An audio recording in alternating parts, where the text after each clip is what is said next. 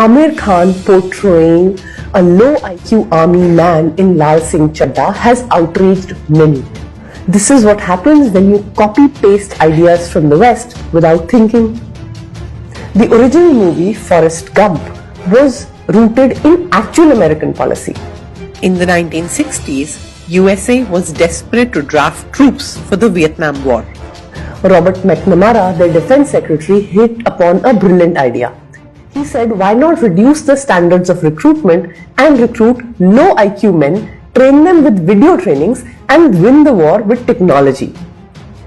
This was Project 100,000 and it was pitched as a welfare program at poverty-stricken areas.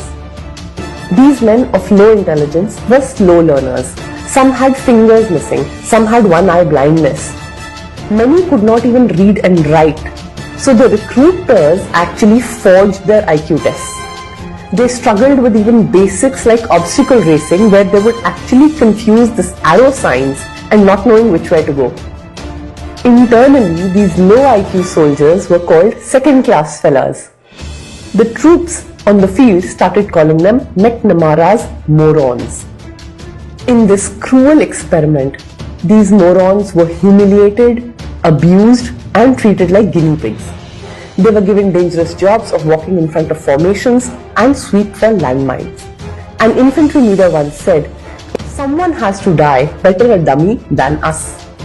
Sadly, these poor men had 3 times more deaths than normal troops.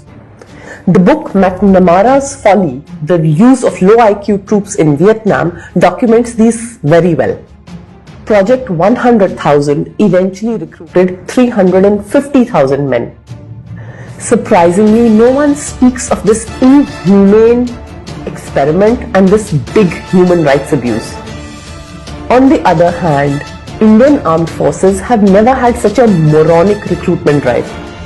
People who defend us have sharp reflexes and high intelligence. Our forces are our pride.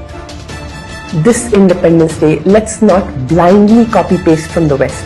Let's value what is our original heritage, our original history. Jai Hind.